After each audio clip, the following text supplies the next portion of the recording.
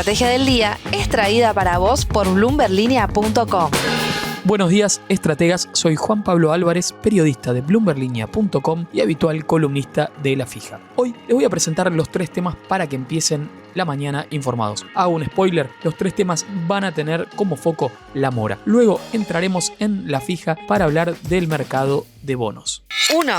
En junio, la mora bancaria de las familias argentinas se mantuvo sin cambios respecto de mayo y se ubicó en 12,8%, de acuerdo con el último informe de bancos publicado por el Banco Central de la República Argentina. No obstante, este valor implica más que una duplicación interanual, teniendo en cuenta que en junio de 2025 la mora de las familias se ubicaba en 5,2%. El dato positivo es que la mora del sector privado a nivel agregado, es decir, familias más empresas, cayó un poquito en junio y frenó así una racha de 19 meses de crecimiento ininterrumpido que había llevado el ratio de irregularidad a niveles récord para el último cuarto de siglo. La caída fue de apenas 0,1 puntos, lo que ubicó el ratio en 7,6% a nivel agregado.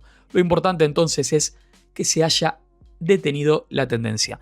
La diferencia entre el número total y el número de familias se explica porque la morosidad en empresas es de 3,5%, el mismo nivel de mayo. 2. El viernes, la consultora Quantum Finanzas, que dirige Daniel Marx, publicó un informe llamado La mora en los bancos, que tiene datos a mayo, pero de todas formas nos sirve porque son muy parecidos a los de junio. Voy a citar textual algunos párrafos de este informe y abro comillas. Desde noviembre de 2024 se observa que aumentaron los préstamos en situación irregular otorgados por las entidades financieras. Entre ese mes y mayo de 2026, la mora pasó de 1,5% a 7,7% del total de los préstamos al sector privado. En la comparación con otros países de la región, la mora en Argentina es alta. En Brasil es 3,9%, en Chile 2,3%, Uruguay 1,5% y Paraguay 2,4%. El aumento de la mora se registró en los balances de las entidades que debieron incrementar las previsiones ante los incumplimientos de 2,7% a 6,8% del total de préstamos al sector privado. Dado el relativamente bajo apalancamiento y la también baja participación de los préstamos al sector privado en el total de los activos de los bancos de Argentina, 44,8% en mayo 2026, el efecto sobre su situación patrimonial parece absorbible y manejable en términos agregados. De hecho, en mayo de 2026, el capital excedente de los bancos sobre la exigencia normativa del Banco Central es 280%. Y continúa el informe de Quantum Finanzas. Desde noviembre de 2024, los préstamos al sector privado no financiero se expandieron notablemente. Pasaron de 32,6% de los activos totales a 44,8% en mayo 2026. Una cifra relativamente baja. Sin embargo, neto del aumento de las previsiones, la participación en el total de los activos baja del 44,8% al 41,4%. Y cierro comillas en relación al informe de Quantum Finanzas. Por otra parte, los bancos empezaron a señalar ante inversores que cerca de un tercio de la mora que deben reportar deriva directamente de las normas regulatorias locales que los obligan a replicar la peor calificación crediticia que tenga su cliente en el sistema, aún cuando con ellos se encuentre al día. De hecho, tal como destaca un informe reciente de Delfos Investment,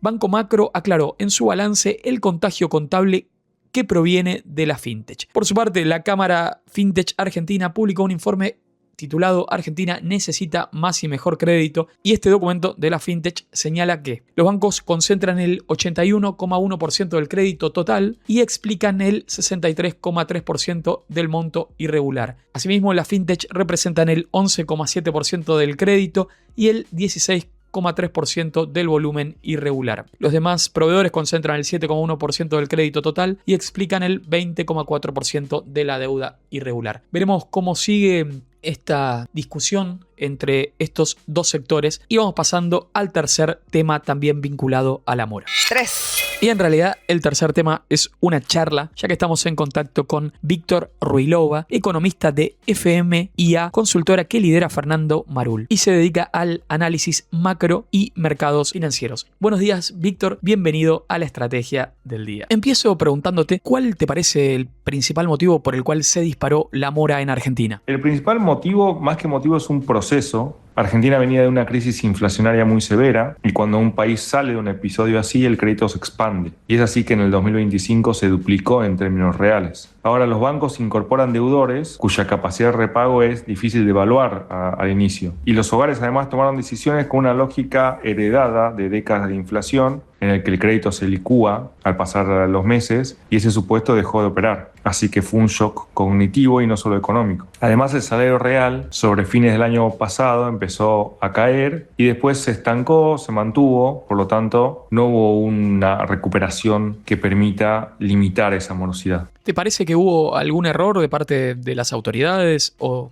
de parte del sector privado para que se llegue a esta situación? Creo que no hubo error, es un proceso en el que a veces la discusión está sobre los bancos. Puede ser que haya una observación de alguna mecánica publicitaria que minimiza el peso percibido de la cuota y hay cierta asimetría de información respecto al nuevo esquema monetario y de tasa de interés real que es deseable pero que es difícil de asimilar para los que demandan crédito. Así que es una especie de punto ciego, pero que la narrativa convierte rápidamente en buenos contra malos, que me parece erróneo verlo así. Por lo tanto, creo que no hay una impericia ni tampoco una malicia del sector financiero para con el sector privado. Y hacia adelante el error más grave sería en todo caso ceder al impulso intervencionista de moratorias y salvatajes que hemos vivido muchas veces. ¿Y sos optimista respecto de que se solucione esta cuestión?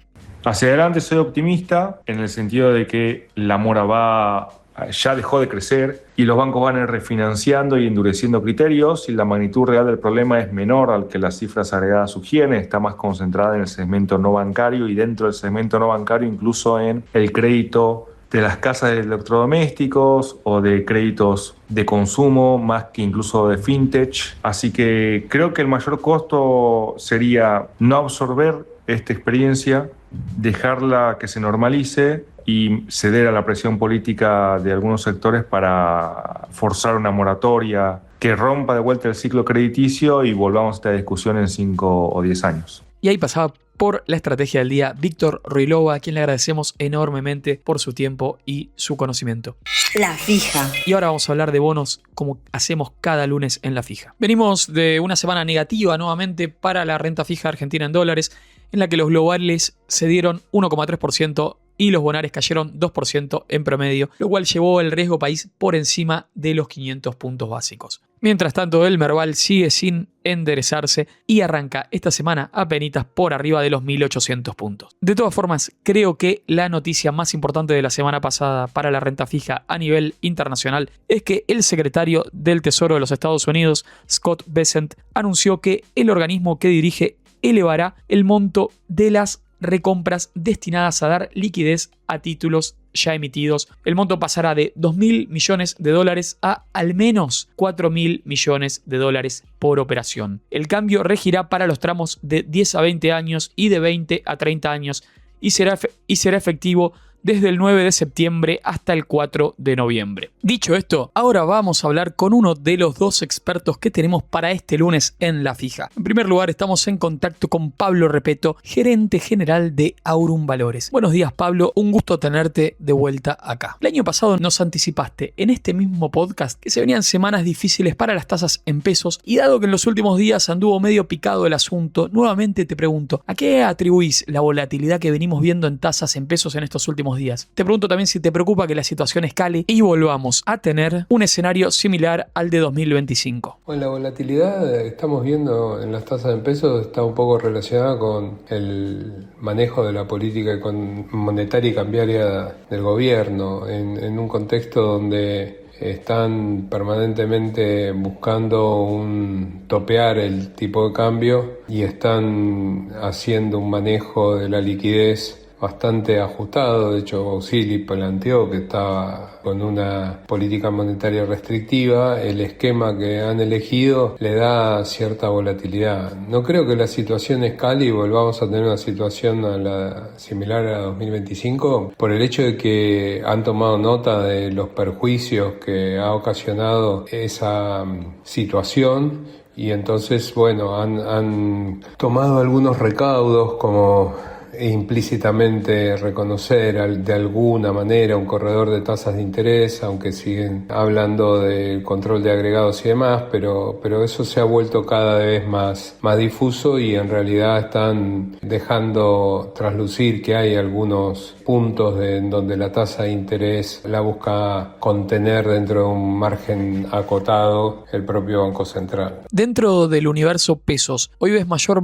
valor en bonos a tasa o preferís algún tipo de cobertura cambiaria o inflación? Mirá, por regla general nunca nos gustó demasiado los bonos y las letras a tasa fija. Siempre preferimos algún grado de tasa variable, ya sea a través de instrumentos en algún momento que pueden tener que ver con evolución de tipo de cambio o sobre todo los ajustables por ser, aunque también nos han interesado en algún momento los que ajustan por tasa Tamar o los duales que tienen una pata de Tamar y otra en algunos momentos de dólar, otros momentos de inflación. Así que en general consideramos mucho más eficientes para las carteras de los clientes, para las operaciones que querramos hacer, los bonos a tasa variable. No somos muy fanáticos de la tasa fija porque justamente el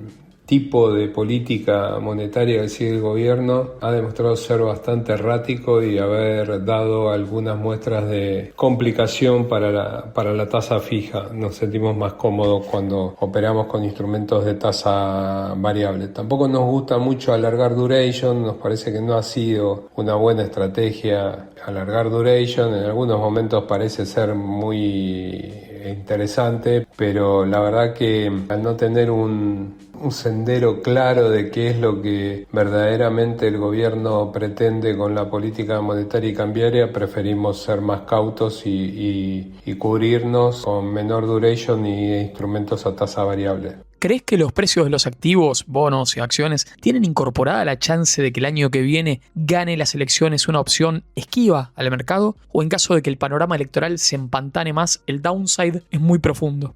Particularmente considero que los precios de los activos tienen relativamente incorporada la probabilidad de que el año que viene gane las elecciones una opción que revierta y que no sea pro mercado. En realidad, simplemente con una cuenta que yo hago bastante básica, en donde podríamos suponer que en un caso de una opción que es pro mercado, que fuera la continuidad de estas políticas, probablemente el riesgo país podría estar en 300 puntos, y si fuera una opción que revierta estas políticas, como mínimo el riesgo país sería 2000, y asignándole probabilidades relativas y subjetivas, que la continuidad sea 80% y la reversión sea 20%, aplicándole esa regla directamente el riesgo país tendría que estar en 640 puntos. O sea, 20% de 2000 son 400 puntos, 80% de 300 son 240 puntos, con lo cual la probabilidad que si fuera 80-20 tendríamos que tener el riesgo país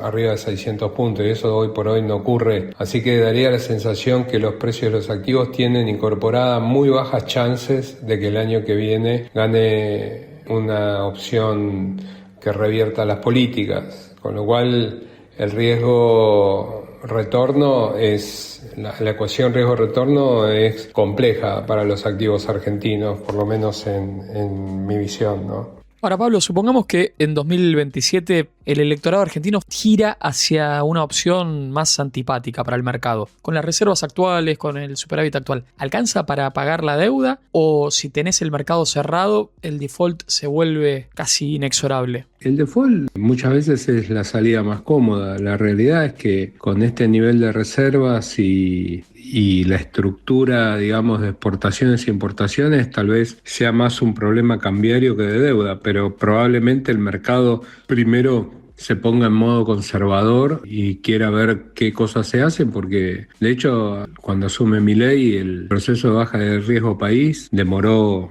varios meses. Así que será una decisión de un eventual nuevo gobierno de qué es lo que quiere hacer y qué demostrar. Yo creo que ahí en ese caso con un gobierno que no sea tan pro mercado, el tema va a estar más por el lado cambiario que por el lado de la deuda, y dentro de la deuda ahí el problema va a ser cómo se gestiona en esa transición los créditos que se han ido tomando durante este gobierno, sobre todo los RIPO, que obligaría a desembolsar una cantidad de dólares bastante importante.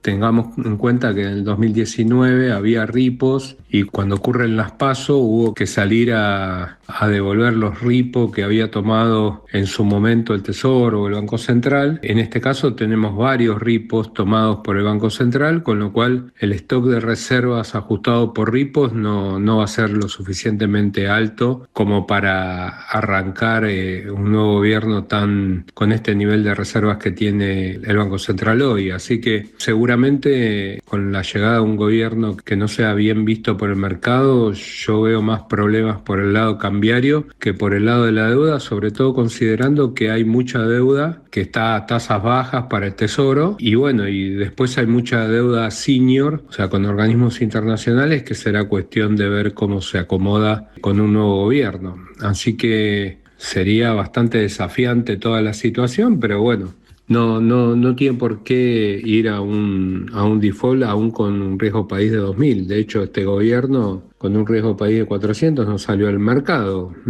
Así que bueno, habrá que ver qué voluntad de pago hay más que capacidad. En el escenario base que ustedes manejan, ¿aparece la posibilidad de una corrección cambiaria que libere al Banco Central de tener que sostener este tipo de cambio o no? No creo, no vemos la posibilidad de una corrección cambiaria para sostener el tipo de cambio. Sí puede ser que el Banco Central o que en general la política del gobierno acompañe una dinámica de un poco de ajuste del tipo de cambio, tratar de sostener un tope en 1500 a rajatabla me parece que es súper inconveniente, no aporta demasiado, genera más rispideces y conflictividades. Tratar de sostenerlo implica ponerle más presión a la tasa de interés en pesos, lo que encarecería el rollover del Tesoro, complicaría aún más los temas de crédito en el sistema financiero en pesos. Creo que una opción inteligente sería ir manteniendo una corrección parsimoniosa, moderada, acompañando una tendencia de corrección. No vemos un salto de tipo de cambio, pero tampoco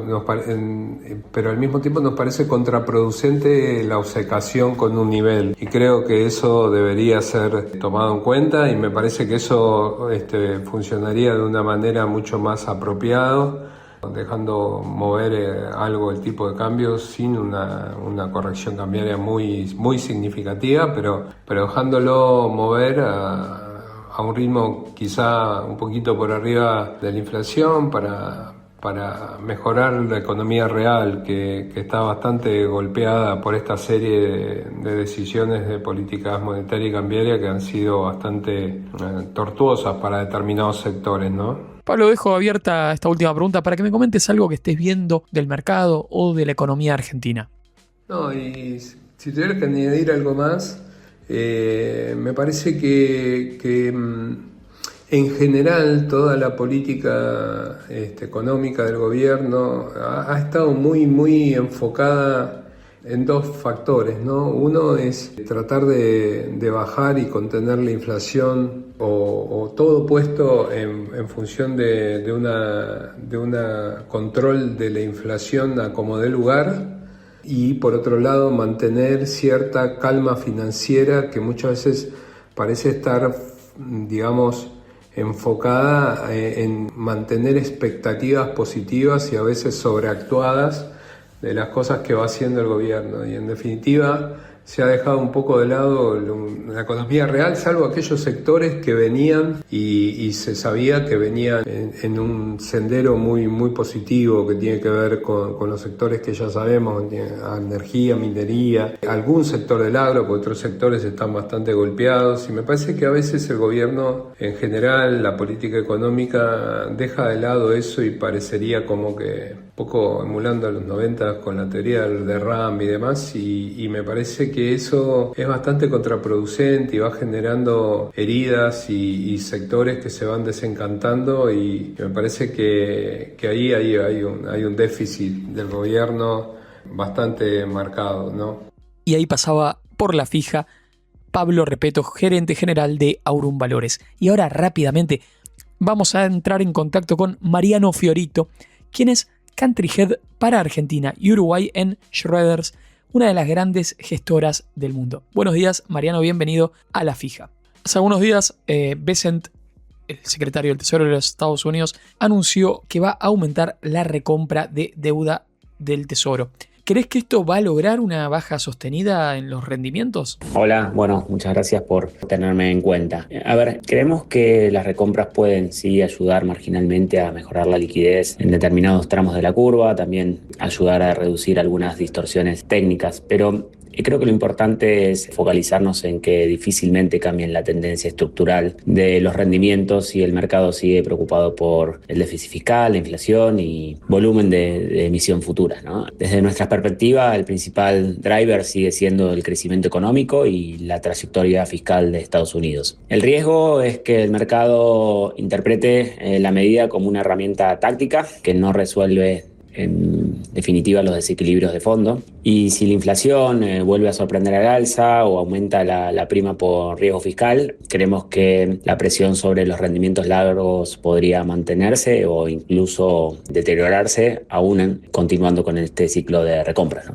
Y en este contexto, ¿qué tramo de la curva estadounidense prefieren? Hoy estamos prefiriendo el tramo corto, el tramo intermedio de la curva americana. Creemos que ahí es donde se encuentra la mejor relación riesgo-retorno y que quizás no tiene tanto sentido agregar duración a la cartera cuando el carry en esos puntos de la curva es muy atractivo. Y también teniendo en cuenta, nuestro view general, ¿no? El view general es de una economía americana que sigue mostrando signos de resiliencia y que la inflación continúa siendo uno de los riesgos relevantes a monitorear. En ese contexto y entendiendo los retornos actuales del tramo medio de la curva, es que preferimos quizás posicionarnos ahí y evitar agregar duración en este contexto. ¿Ven algún riesgo asociado al endeudamiento privado de Estados Unidos que pueda generar un problema sistémico en renta fija que derrame sobre la renta variable? En nuestra visión no vemos un riesgo sistémico inminente para nada, pero sí focos de vulnerabilidad. Uno es la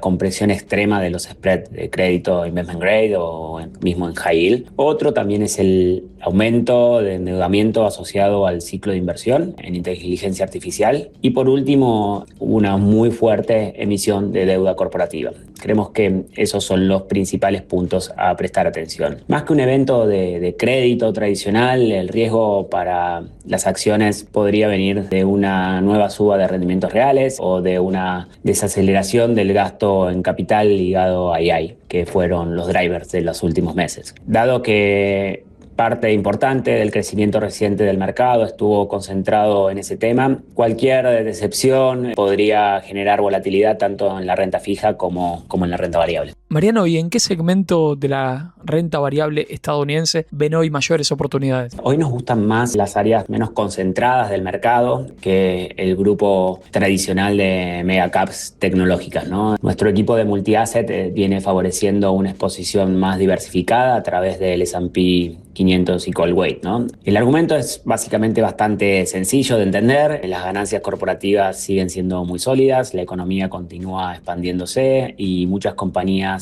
fuera del componente de Big Tech presentan evaluaciones más razonables. Seguimos siendo constructivos en Estados Unidos, pero con una visión más equilibrada y selectiva. ¿Y les está gustando algún tipo de activo en emergentes y particularmente en Latinoamérica? Sí, en términos generales, tanto nuestro equipo de multi-asset como nuestro equipo de deuda emergente mantienen una visión muy, muy favorable para este tipo de asset class, obviamente siendo muy selectivos, pero hay bonos corporativos emergentes, por ejemplo, que por valuaciones resultan quizás más interesantes que bonos desarrollados. En el tramo, sobre todo en el tramo corto de la curva, es donde quizás vemos mayor valor. Vemos valor en monedas emergentes y donde sí también vemos bastante interesante son los bonos en moneda local, que hay países que ofrecen un carry y rendimientos reales muy, muy atractivos. Así que en términos generales, mercados emergentes es una asset class que vemos con mucho valor. En América Latina en particular seguimos encontrando muy buenas oportunidades, ya sea por valuación o por fundamentos muy sólidos en este contexto geopolítico y macroeconómico global. Creemos que es una región que podría beneficiarse de un escenario de un dólar menos fuerte y que de condiciones financieras globales más favorables. Mariano, te traigo al negocio local. ¿Me contás un poco en qué consiste el anuncio de Schroders sobre el modelo de distribución digital de fondos de inversión lanzado acá en el país? Desde Schroders creemos que la distribución digital y lo que respecta a la forma en la cual nuestros clientes acceden a nuestros fondos ha evolucionado y nosotros tenemos que acompañar esa evolución con inversión en tecnología. Desde Schroders hemos lanzado un modelo de distribución digital que lo que pretende es ampliar el acceso a nuestros fondos de inversión, que nos permita también podernos conectar con plataformas tecnológicas, con canales digitales y de esta forma poder facilitar el acceso a nuestras soluciones de inversión y llegar a un universo más amplio de inversores y también de asesores. El objetivo es contemplar el modelo tradicional de distribución institucional y de wealth management, aprovechando la transformación digital del mercado financiero argentino, que sin dudas es muy, muy auspicioso. Desde la perspectiva estratégica, esto nos va a permitir escalar a nuestros fondos, llegar a muchas más clientes, mejorar la experiencia del usuario y también acompañar la creciente digitalización del ahorro y la inversión en Argentina. ¿Esperan que 2027 sea un año complejo en lo que refiere a tasas y tipo de cambio? Creemos que 2027 probablemente sea un año con mayor volatilidad que 2026, especialmente porque va a coincidir obviamente con el proceso electoral y con un mercado que va a estar mucho más atento a la sostenibilidad de las reformas